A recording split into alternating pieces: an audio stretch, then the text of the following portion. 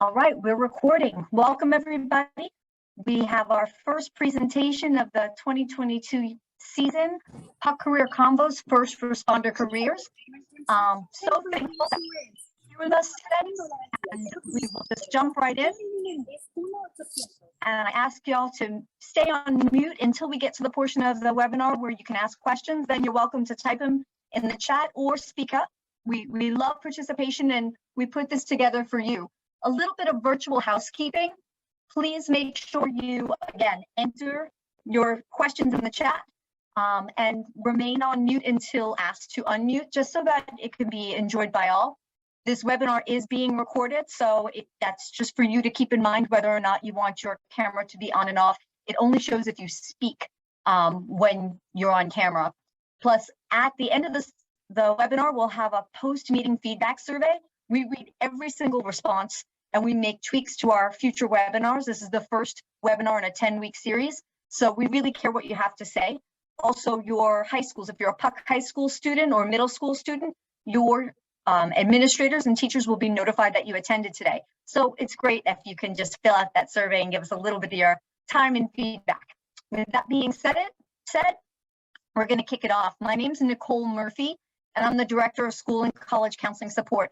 All that means is I work at the home office, and my job is to serve the schools by supporting them on the back end. You don't really see me ever, but I help with all the policies and getting the services like this out to students to ensure that you're prepared academically, career-wise, and just with the transition from school to work or college. So I'm really thankful to have your time today and look forward to sharing our amazing panelists with you. I'd also like to introduce my friend and colleague, Brando. Brando, if you'd introduce yourself, please. Sure. Yeah. So I'm Brando. I'm the PUC Alumni Network Coordinator, and basically I help alumni who have graduated from a PUC high school be successful in adult life, whether it be in college or at a job or whatever path they choose. And I also prepare seniors before they graduate for adult life as well, teaching them stuff that they don't learn in the classroom usually. Awesome. Thank you so much, Brando, and thank you for helping us throughout this presentation. Brando's going to be mining the chat and helping us. If you have any questions, put them in there. He will make sure that we get it to our panelists so we can just concentrate on the presentation. So I would like to welcome our expert panelists. And I first want to point out, just like all of you students and parents who were at work and school all day but decided to log on, they too have lives and decided so generously to give their time. They don't get paid for this. They're just giving their time for your benefit to make sure that you are more informed. So I'd like to first introduce Dr. Cheryl Pittman, Professor and EMT Program Director from East Los Angeles College, ELAC. Thank you for being here, Dr. Pittman.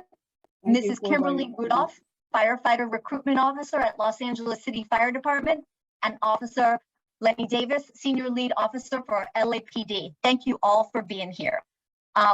We're going to go through this webinar and just kind of make a conversation. It's called PUC Career Convo, because we really want it to be an informal conversation where you feel comfortable, you have access to these minds and these professional experts, and you can get your questions answered.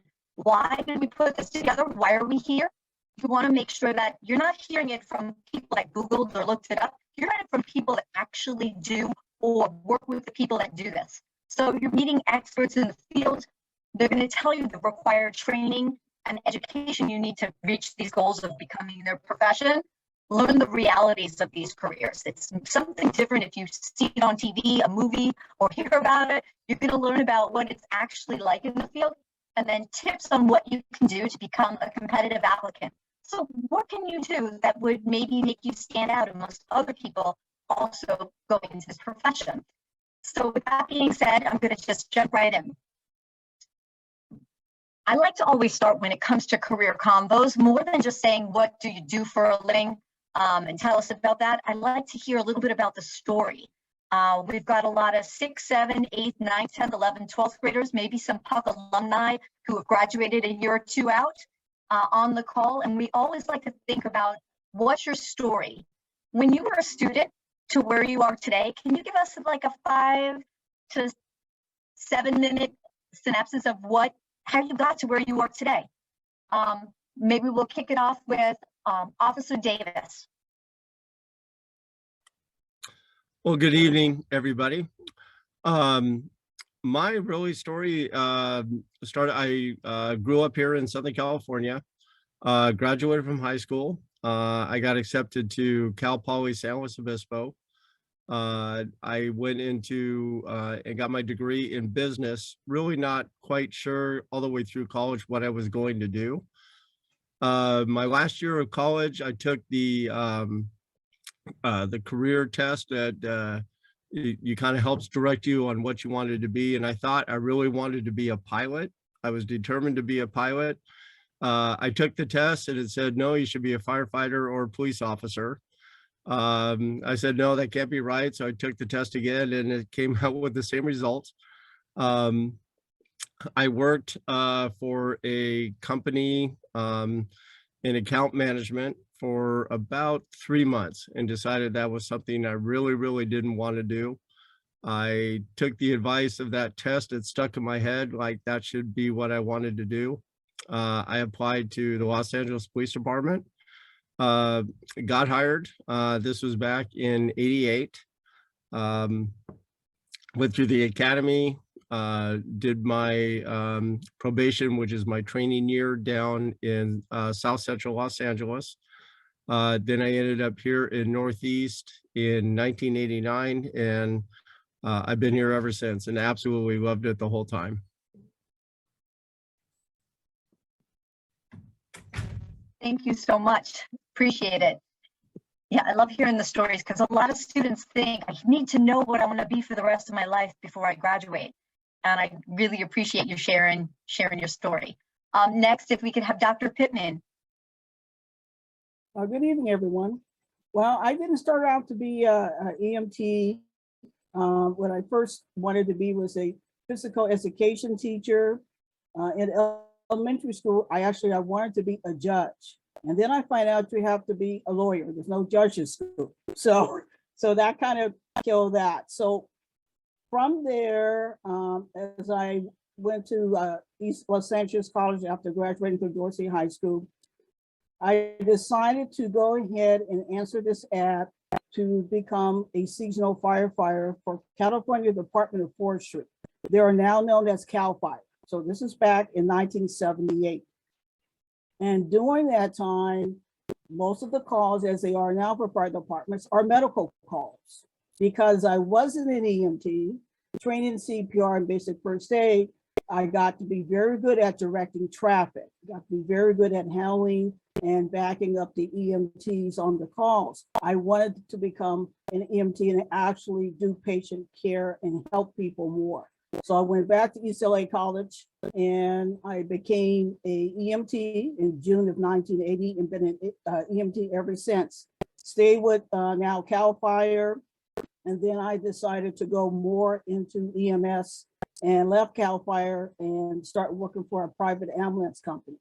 In 1988, for that company, Medevac, that no longer exists, I became a field supervisor. And then I actually got into teaching. My EMT instructor was an RN and she needed help with skills. So it was her fault that I always blame Ms. Beeman for getting me into this. And then from there, I worked for UCLA CERT for Hospital Care, in charge of their skills and their EMT part of the program.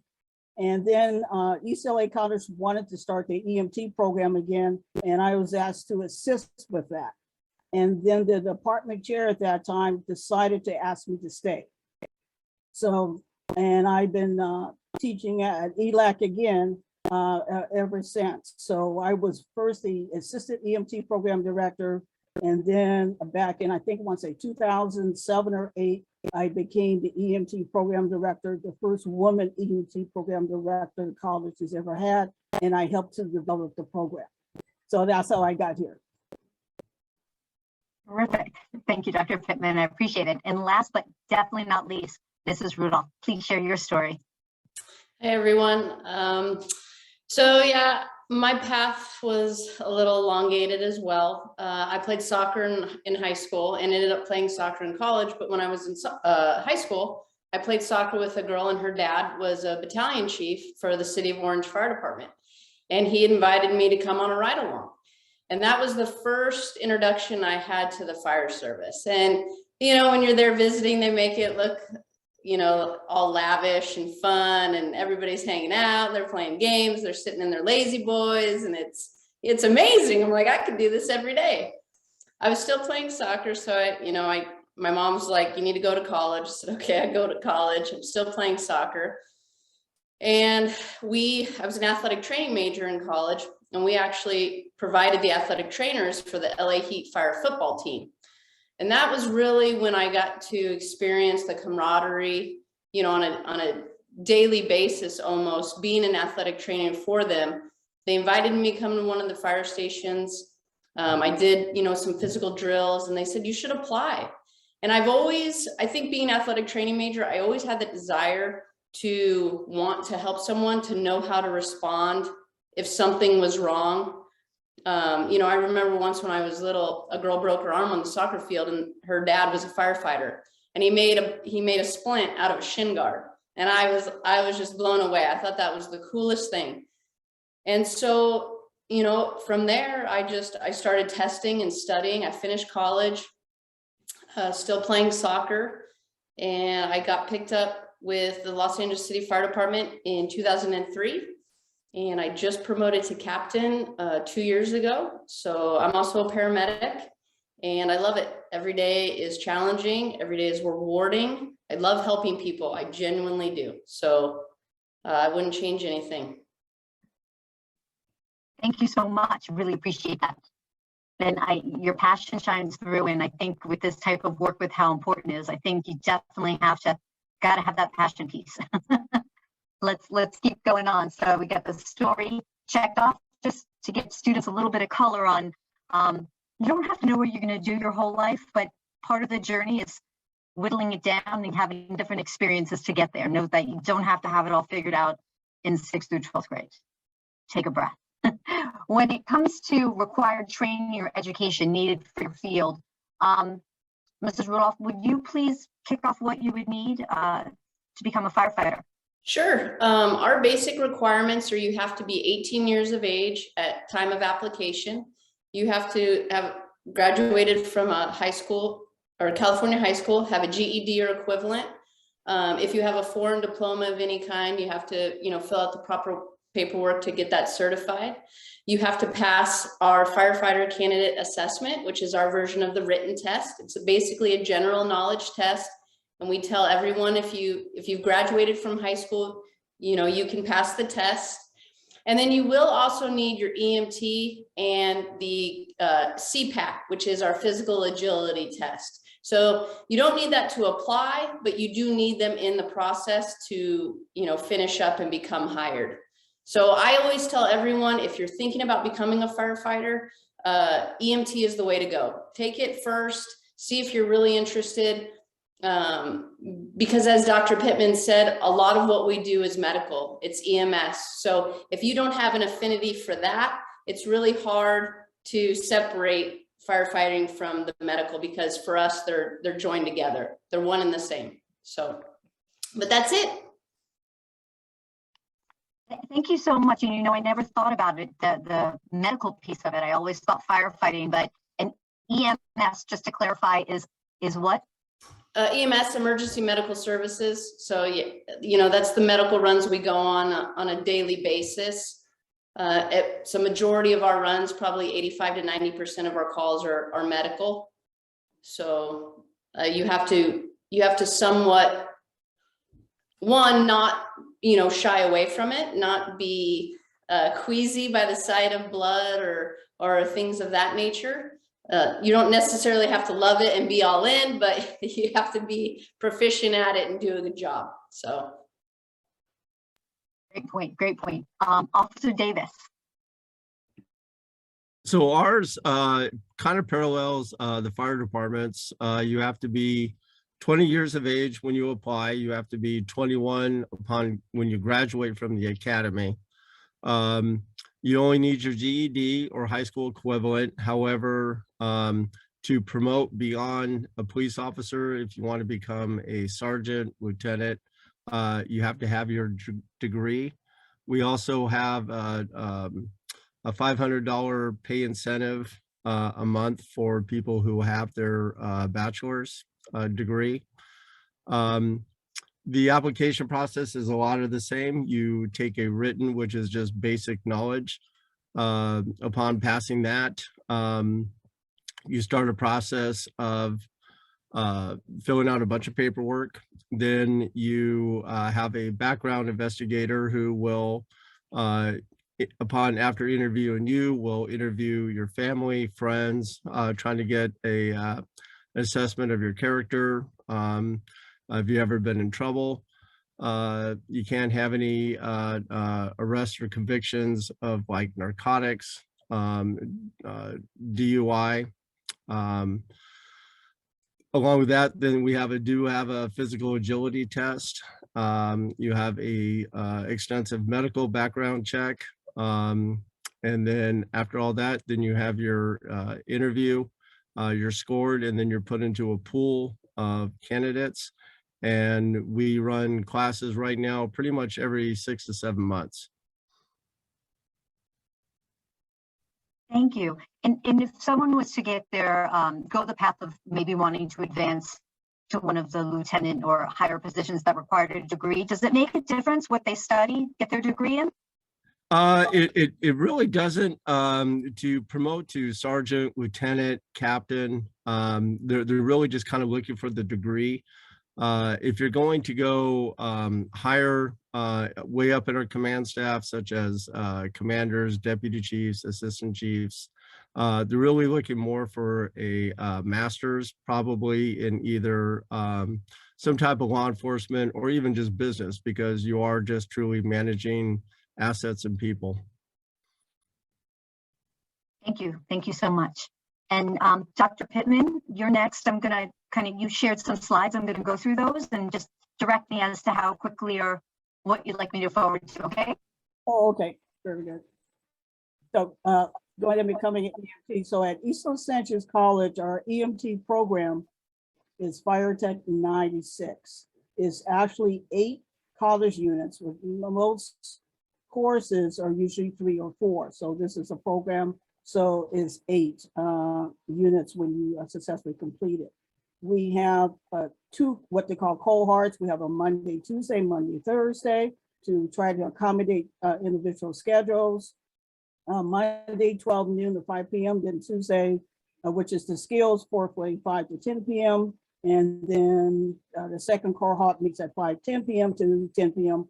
on Monday. And then Thursdays are their skills at the same time. So it's a lecture skills. So it does take up most of your free time. It is demanding and it is challenging, but we need people to know what they're doing when they're taking care of people in an emergency situation.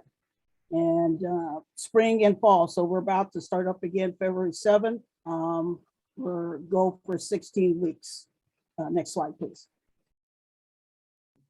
So this talks about the program. That's the start of life. So usually individual that has that means they are medically trained either as an EMT or paramedic. And this talks about a little bit of the courses. So there's different modules: anatomy, physiology, legal, your roles and responsibilities, how to take care of a medical or trauma patient, pediatric patient, control bleeding, splinting, somebody needs to be put on the backboard, things like that. So all the things that is required. The state of California has something called Title 22, and it denotes everything an EMT is required to know and do to the standard of care. So that's what we go by. Los Angeles County EMS agency that I deal with, they make sure that we do that. Next slide. Dr. Pittman, I just want to chime in. If you are wanting to have these details here, because there's a lot of information on the slide and we won't go through every word, just fill out the end of webinar survey and I'll email it to you.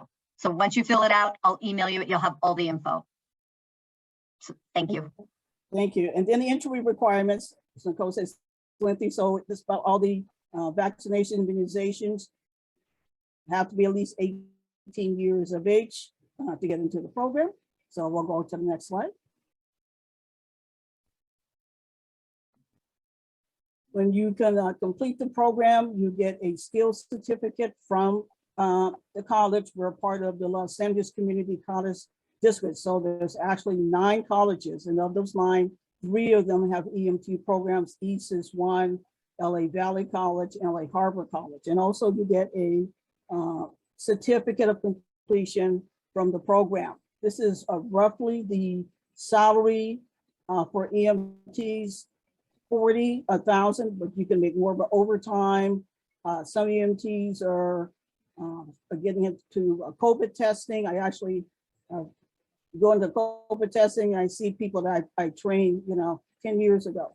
So you can do other things with your EMT, not just work on an ambulance. Next slide. Here's the different skills. There's more than just 5 of them, but how to take care of an airway, soft tissue, let's put them on the backboard. And if a person's not breathing, don't propose CPR. That's just some of the skills. These are actually students that are after going through their paces there. And next slide, please.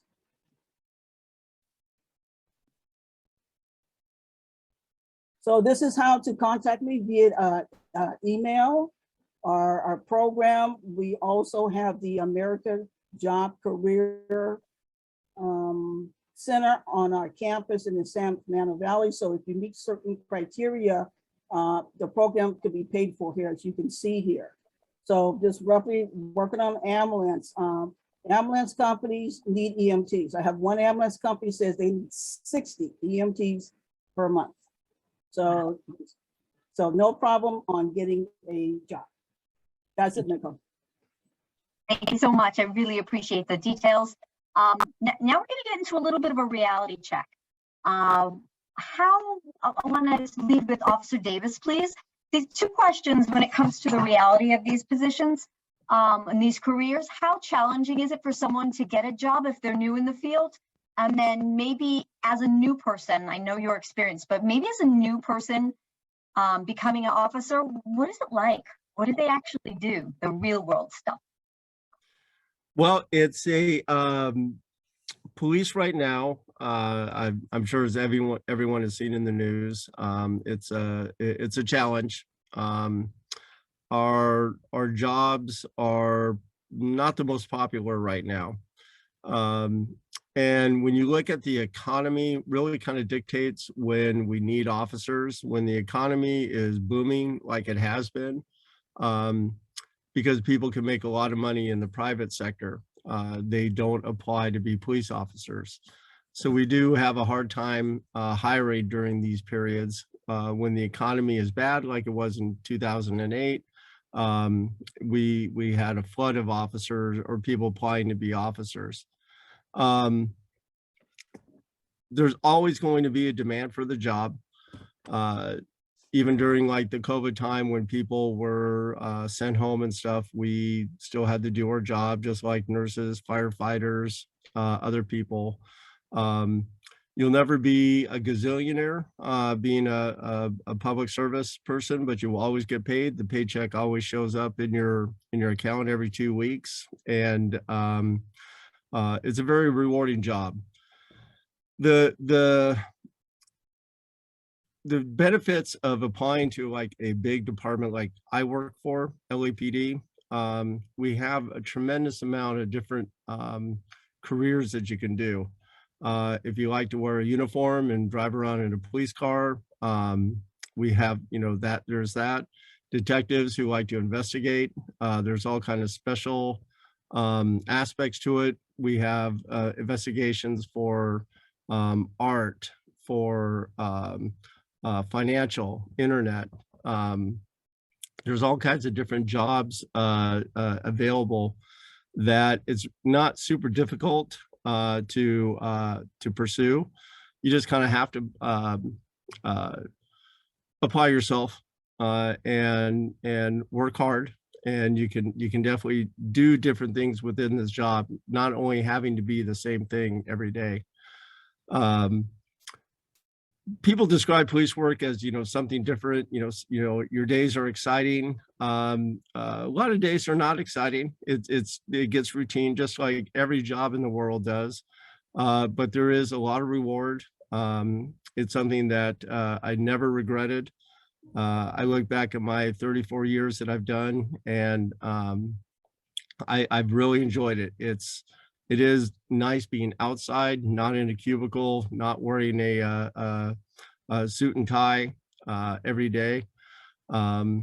But there is some routine, but it's a very rewarding career. But for the new officers who are coming on right now, it's a different world. We now have our body cameras, which records every minute, every day of your entire day. So you always have to be in a good way. You have to be on your best behavior because it is caught. And back when I first came on, that wasn't the case for good or for the bad. But nowadays, everything that we do is under the microscope.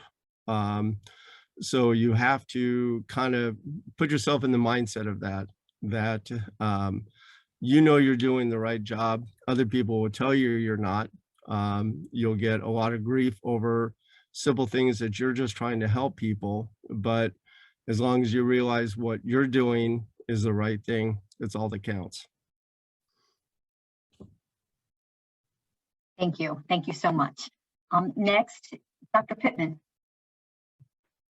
In becoming an EMT, again, the training is intense and demanding. I know for new EMTs is the concern about making an error or maybe didn't do something as quickly as they should. We try to take care of that in training, but it is rewarding.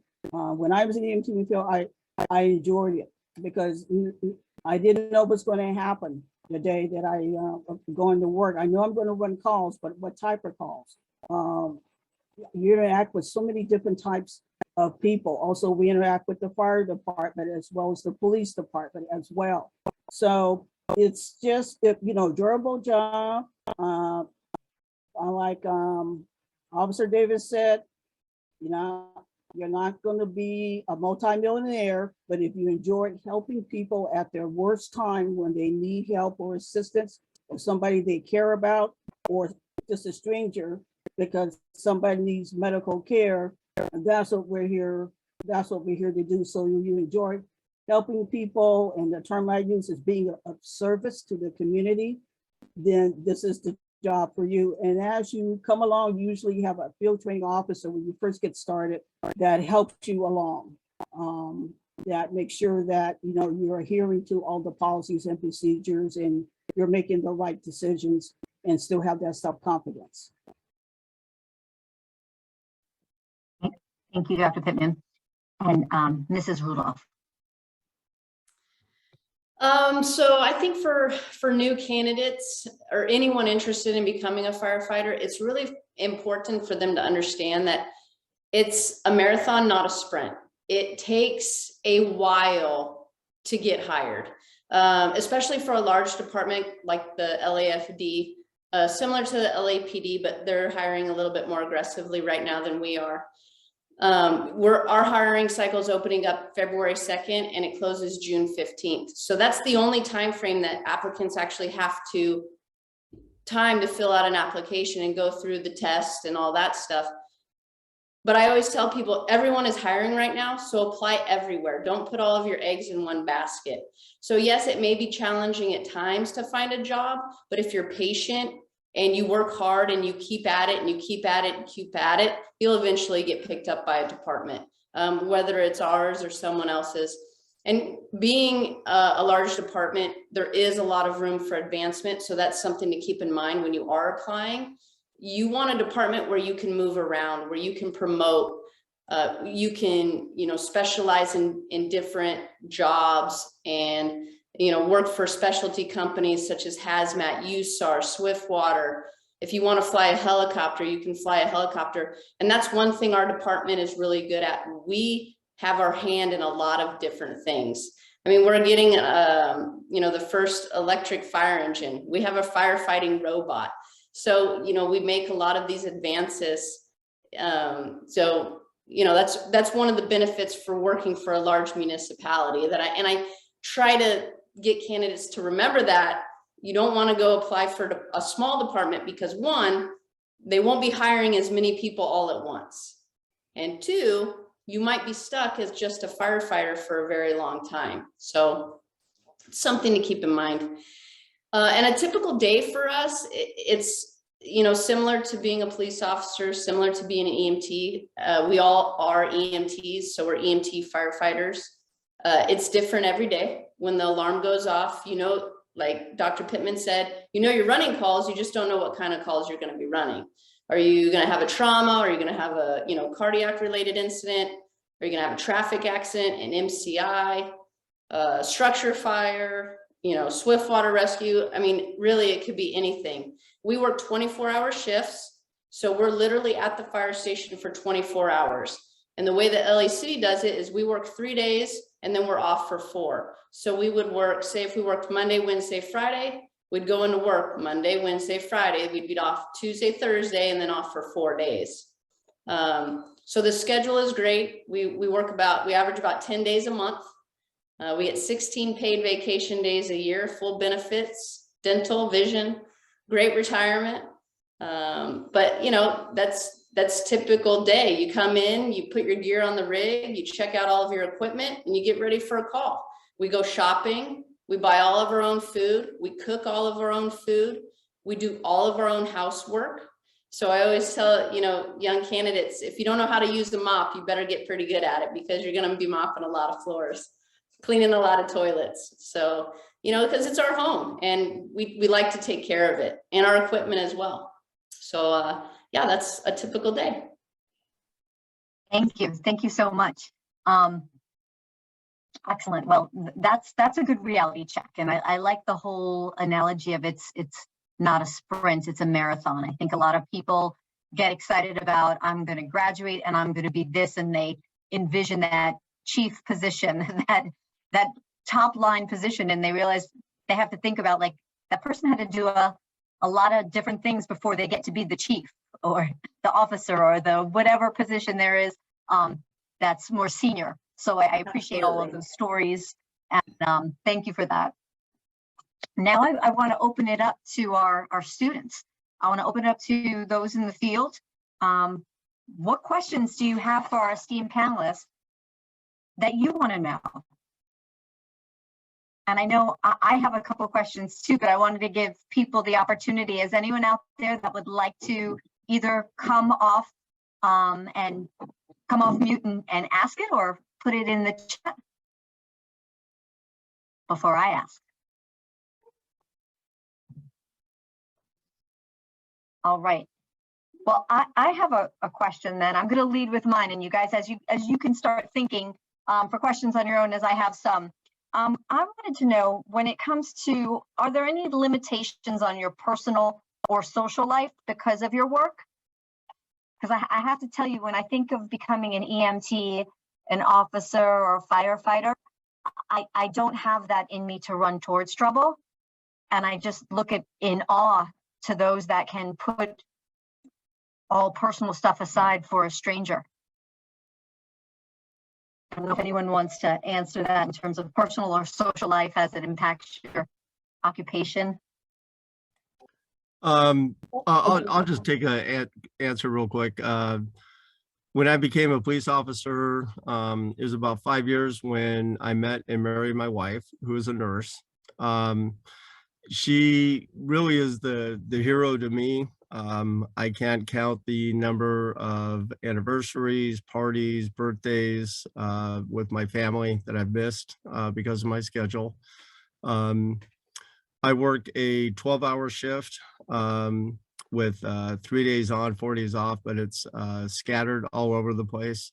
When events happen, we have to cancel whatever we had planned and do it. And it takes a toll. At first, it was really hard for my family, but then they began to understand what I did and what I do. And they were very forgiving about it, but it does take a toll on your personal life. That's for sure. Thank you. Does anyone else want to add anything to that? Yes, I have a question.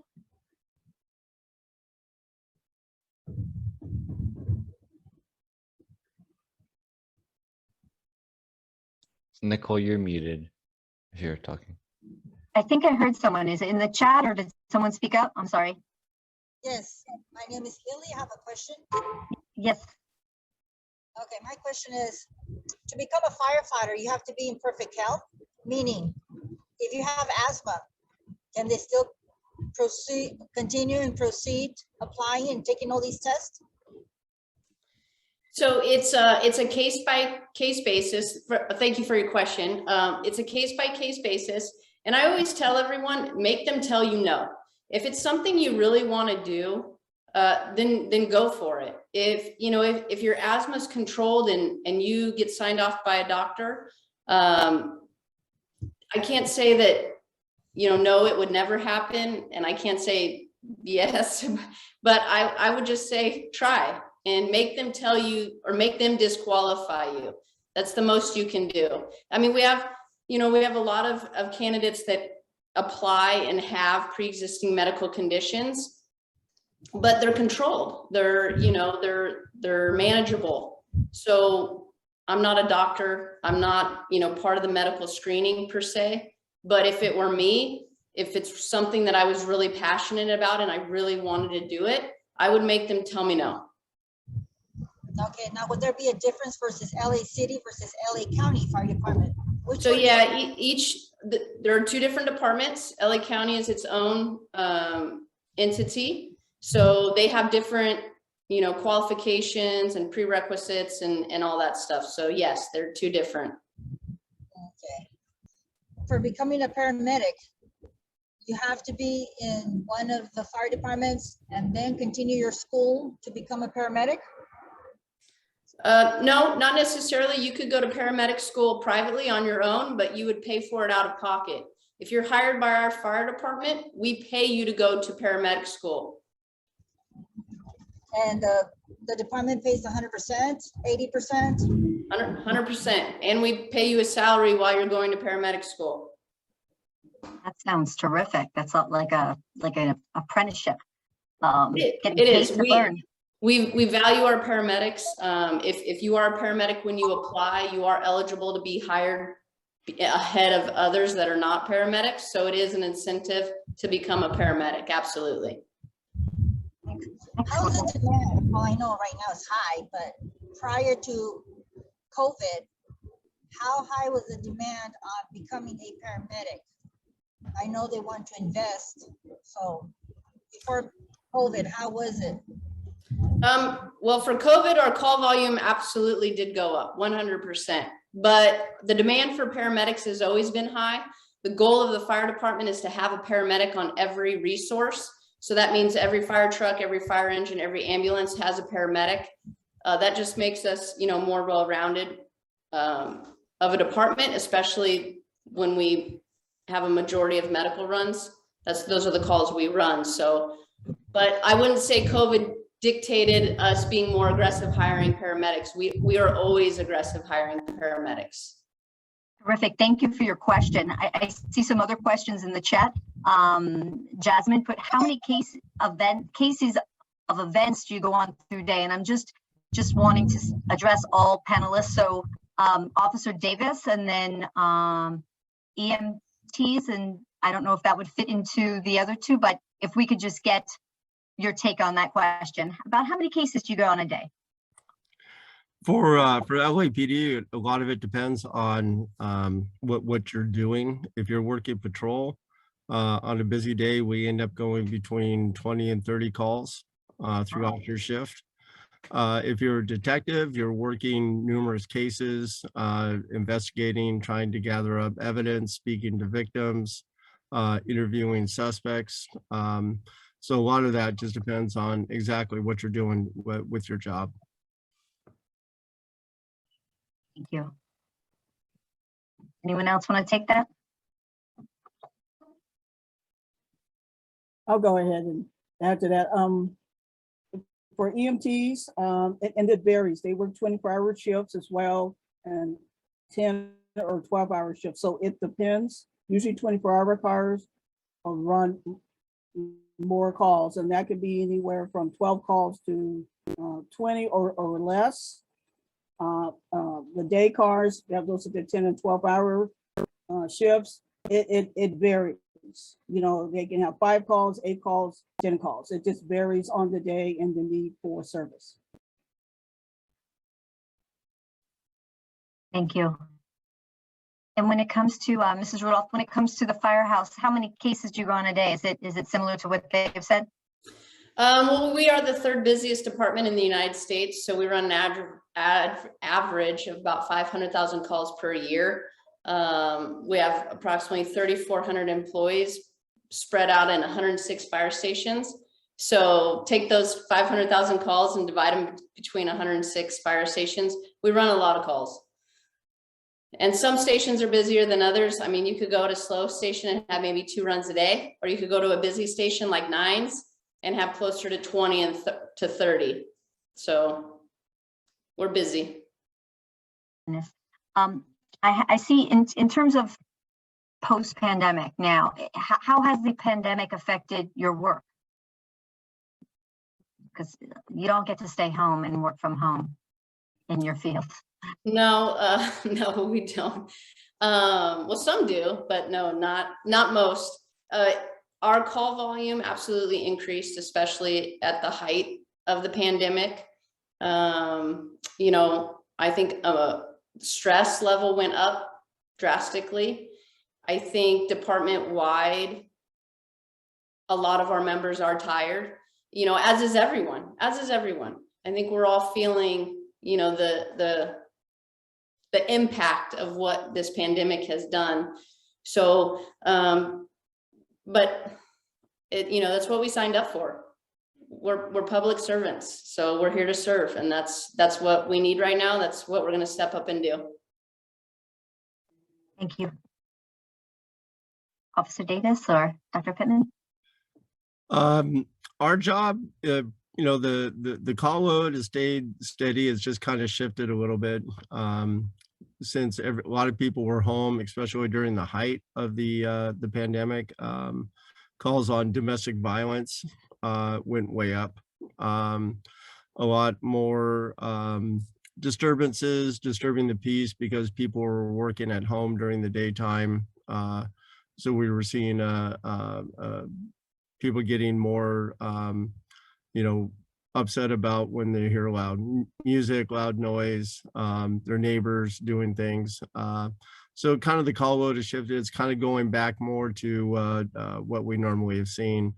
And as far as specifically our jobs, we just try to take as much precaution as we can. My department right now is in the midst of being heavily hit by COVID with this the Omicron variant. It spread real bad. We probably have, out of our 160 officers here at Northeast, we have 35 as of 2 days ago out sick.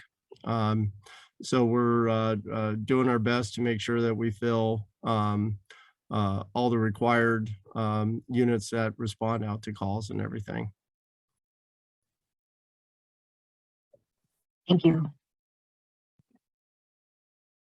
Dr. Pittman, is there anything you'd like to add to that? Well, it's, again, along the same lines, private ambulance companies, the same thing. Again, you know, staying healthy, taking all of the precautions, not just at work, but at home. That's all you can do. Ambulance companies are telling me, you know, been an increase, and some companies are telling me there's been somewhat of a decrease in calls. So I think it depends on the area, obviously. So it's basically just taking care of yourself and, you know, following the guidelines and precautions. Thank you. I've got another question that came in. When it comes to, we have kids in middle school and high school on this call. What can they do now? What can they do before they graduate, before they graduate from high school? What can they do now to get a leg up in becoming a competitive applicant or learning more or getting experience? Do you want to kick this off, Officer Davis? Yeah, probably the best thing, and especially when people are interviewing, because it does get competitive when becoming a police officer, is really involvement with your community. If you do any type of volunteer work, active in any clubs, active in your churches, active in any way within your community to show that you're involved, you want to make a difference. That is always something that plays heavily in the interviews when you go with to come on. And that's pretty much the same for any department anywhere. It's really being active, staying best as you can in school, really trying to do your best to not get in trouble with the law or even at school, because you know, things that you do in junior high and high school can still come up. There's especially in social media, people love to post, you know, their Twitters and their Facebook, everything of them doing silly things. And once you post it and put it out there, it's there for good. There's no taking it back. And the very first thing they will do as they're preparing your files to interview is they will scrub all your social media to see what you posted. And you can say, well, no, I never party, I'm a perfect kid. And yet there you are in high school at a big party. And that's just not going to look good for you. Thank you. Thank you. How about Dr. Pittman? I go along with Officer Davis, just the same thing as far as, you know, your background, it does follow you around, but also you want to prepare. So if you're interested in the medical field, start off with taking a basic life support course or basic first aid, like the fire captain said. You know, I've had students that they realize they don't like blood, but they go into communications or something like that. So you want to know if, you know, if this is for you.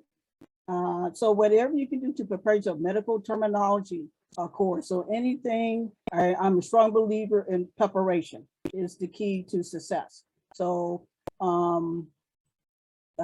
ambulance companies are not giving ride-alongs now, so obviously you can't do that. But also talking to other EMTs and also firefighting police officers too. They can give you guidance, and recruit officers and give you guidance of what you can do to prepare for law enforcement, the fire service, and of course EMS. Thank you. One thing I'd like to just piggyback on what you said in terms of preparation and exposure beyond what Officer Davis said with community service. Like PUC is called Partnerships to Uplift Community Services at like our core of who we are. But PUC schools, every PUC high school, all 5 of our high schools have dual enrollment programs, which allow the students to take free college classes starting 2nd semester of 9th grade through graduation. So there are first aid classes, there are medical terminology classes. Dr. Pittman's program is 18 and older, so that might not work for while you're in high school, but you can get other certifications that would be okay, that would get you that exposure and that leg up on the competition. So talk to your counselor. Add to that, yeah, your counselor is, also we have what we call the EDA 9, Emergency Medical Responder. It's not regulated by Title 22 of the state, so you don't have to be 18, and the curriculum mirrors EMT pretty closely. So that way you learn how to take a blood pressure and all these vital signs and splinting and so forth. So you don't have to be 18 to get into that course, and it's 4 college units on completion. Very cool. Thank you for sharing that. Mrs. Rudolph. Yeah, so for us, I can mirror exactly what Officer Davis and Dr. Pittman said. Stay out of trouble, stay off social media, get good grades, stay in school. Big thing though we offer is our cadet program. So, you know, if you live within the city of Los Angeles, you can go to your local Los Angeles City Fire Station and ask them about the cadet program. Currently though, that's on hold just due to COVID, but hopefully we'll get, you know, that back up and running very soon. It's open to anyone who lives within the city boundaries. It's 14 to 20 years old. You can also look into Crew 3. Crew 3 is a volunteer hand crew that we utilize during the fire season. It's completely voluntary, but you know, it's there for you. It's a way to get your foot in the door. So those are two things that I definitely think are worth checking out. Awesome. I'm looking at the time. It's 5:52. I'm going to do one more call for anybody in terms of, do you have any questions while we have these experts on the phone before we call it a day? I see we've hit all the questions that have been posted thus far. I had a question. Yes, ma'am. So for the to be a firefighter, I know that Miss Kimberly mentioned that depending on how far you got your, your DUI, it all depends. Like, how does that work then? So like, do I still like apply, or how does that work? Like, cause I have, a DUI, so I want to know what are the cans and what are the cans with that? Because I know that if you have any, record, that you're not allowed to be one, but I know that there's certain circumstances that allow you to be one. So the big thing with DUIs is distance from the event. So, they say at least 10 years. And this all takes place during your PIQ, which is your investigative questionnaire packet that you fill out and you hand to an officer such as myself. But that's after you fill out your application, you pass the written test, your name gets drawn, and you get invited to an interview and you score 90 or better. So it's a ways down the road in as far as our process goes. But as soon as you sit down with that officer, you're going to fill out this packet and you're going to release all the information about you. It's a preliminary background is basically what it is. Okay. So if you don't have a significant amount of time between that DUI, the likelihood of you being hired or moving forward in the process is pretty slim. Okay. Thank you. Thank you for your question and thank you for a response. I keep hearing over and over again, character, someone's character. So what they do to the community, what they do to give back to the community to make it a better place, how others, how they stay out of trouble, their involvement in the community. I hear academics are having to pass tests. I hear a physical component. When it comes to people applying to any of the programs, any of your programs, how big of a part is that physical component, and is it easily passed? I'll go first on this one. For us, it's huge. The physical component for us is obviously the academic portion is right up there with the physical component, but I always tell people, if you think you're fit, get fitter. If you think you're strong, be stronger. When you enter day one in the drill tower, you need to be in the best shape of your life. There's no ifs, ands, or buts about it. Our drill tower right now is only 14 weeks long, but prior to that, it used to be 22 weeks long. That's 4 days a week, 10-hour days for 22 weeks. Lifting heavy equipment day in and day out. So the fitter you are going in, the less likely you are to injure yourself, the easier those tasks day in and day out are going to be. And then you can focus more on the academic portion and you don't have to worry as much about the physical portion, because that's something we have control over. I can, go for a 5-mile run right now if I wanted to. I can do push-ups and sit-ups in my house if I want to. The thing we're seeing with our new candidates, they're not prepared. They're not prepared when they come into the physical demands that this job has. So I've been on for almost 19 years now. I've had multiple surgeries. I'm small. So this job beats you up. And I think it's very important for people to understand what you're getting yourself into. It's rewarding. It's the most rewarding job. I love it. I love it. I would not change anything, but I knew what I was getting into. So I think, you have to come in and you have to know exactly what you're signing up for. So character, being able to perform and have that discipline day in and day out to stay on it, stay on the throttle all the time. That's who we need. That's who we're looking for. Thank you. Anyone want to add to that? For us, it's pretty much the same. Coming into the academy, you have to take a physical agility test when you come in to pass a minimum. It's a run, pulling a weight, and pull-up sit-ups.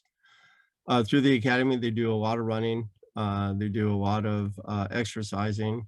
It's nothing horrendous, but you do have to be in really good shape. And more importantly, you have to be committed, just not quitting when you get uncomfortable. The thing about my job is a police officer for 34 years. I've worn my gun belt, which weighs about 41 pounds, and a vest every day for 12 hours. It takes a toll on you getting in and out of a police car, running, chasing somebody. So it gets uncomfortable sometimes. It takes a toll, but again, it kind of falls back into your commitment and wanting to do the job and being in shape. Thank you so much. Dr. Pittman, anything new you want to add to that? Well, yeah, you definitely need to stay in shape. Same with EMT. You're doing repetitive in and out of the ambulance. You're lifting, you're moving people. Sometimes you have to move people's furniture to get them in and out. So you definitely need to be in good physical condition for all three of these occupations. So taking care of yourself and getting the appropriate amount of sleep, all that is very important. Thank you so much. Appreciate the questions coming in. I want to just tell everyone we're going to put a survey out, link into the chat. I ask that you take the time to fill out the survey. It's only a short survey, and we read every response and tweak our webinars accordingly.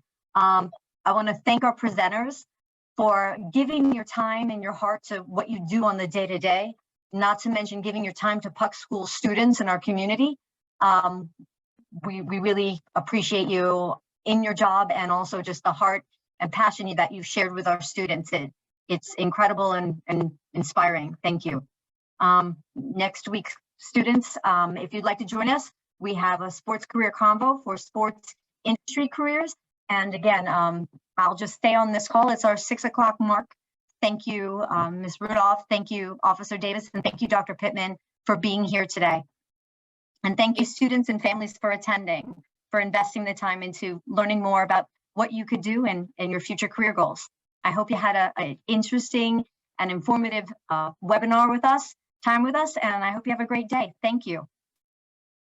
Thank you. Thank you. Thank you very much. Absolutely. And thank you, students, for looking in the chat and clicking the link to complete the survey. It'll take you 2 minutes to do and really means a lot to us, and we'll make our edits according to what you have to share.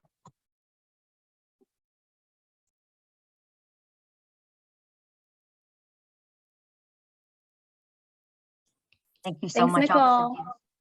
Hi, so glad to see you. Thank you for joining. Good to see you too. Thanks. I'll see you next week. Excellent. Good questions, Maria. Good questions, everybody.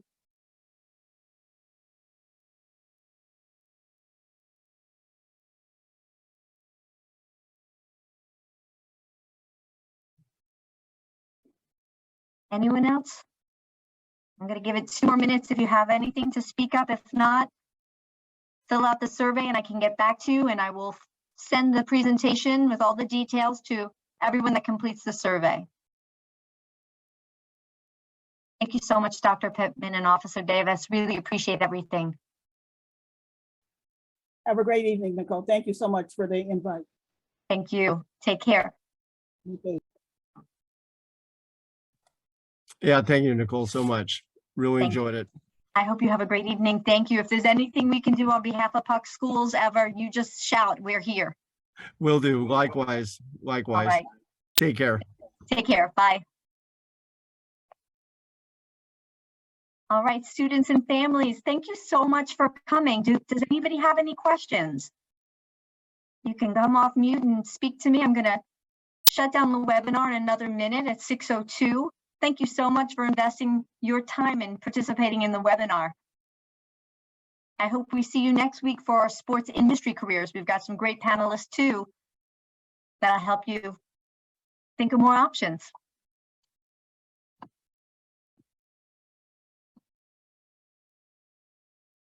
All right. Thank you everyone for coming. You have a great day or evening, and I hope to see you next week, next Tuesday at 5 o'clock. Take care.